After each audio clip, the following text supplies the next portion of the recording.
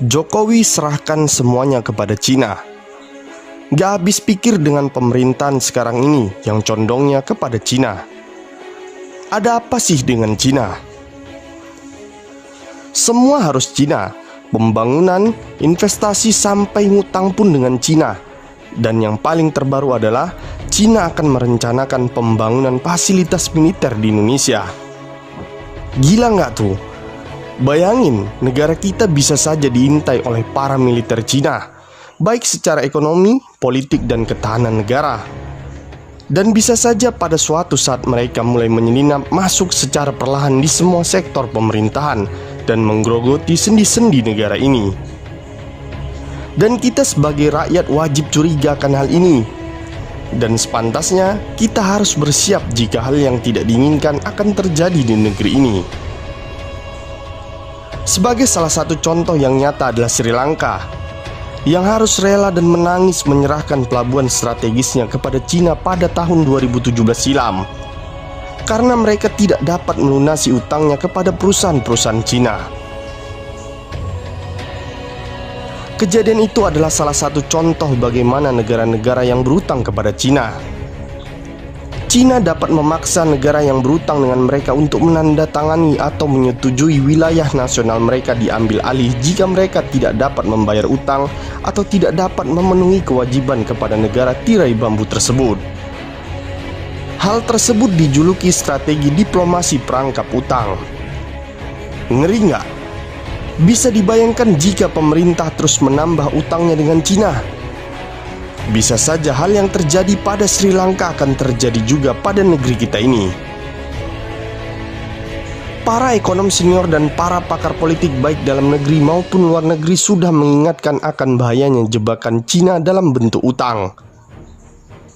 Kekhawatiran besar Indonesia terjebak utang Cina sebenarnya sudah ramai diingatkan pada Jokowi sejak periode pertama hingga saat ini.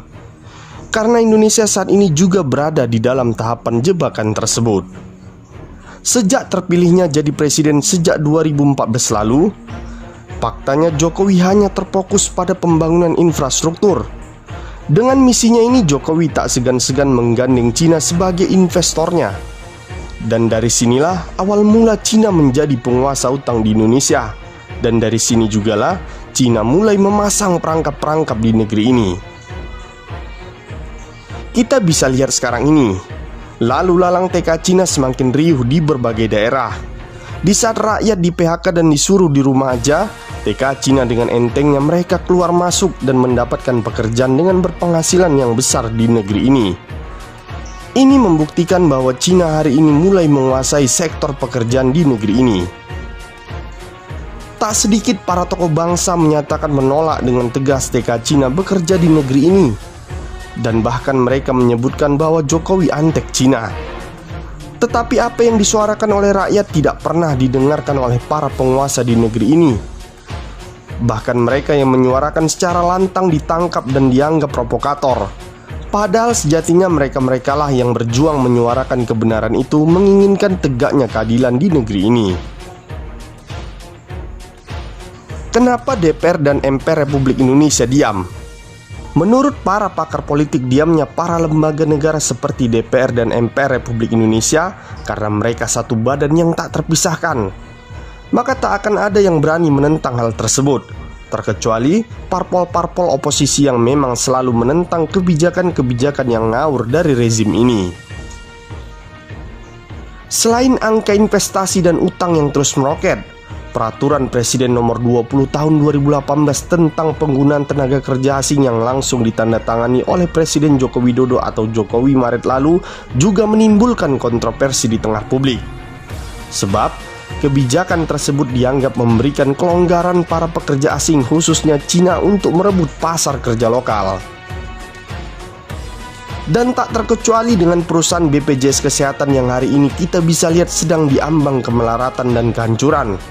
Dan dengan gampangnya, pemerintahan Jokowi mulai melirik kembali negara tirai bambu untuk mengatasinya.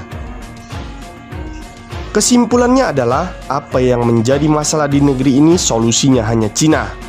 Seolah rezim ini tidak mempunyai kemampuan dalam mengembangkan potensi yang ada di bumi ibu pertiwi ini.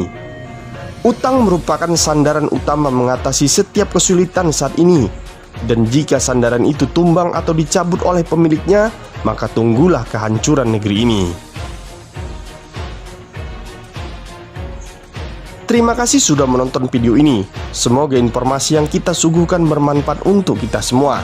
Dan jangan lupa untuk di like, share, dan subscribe ya. Terima kasih.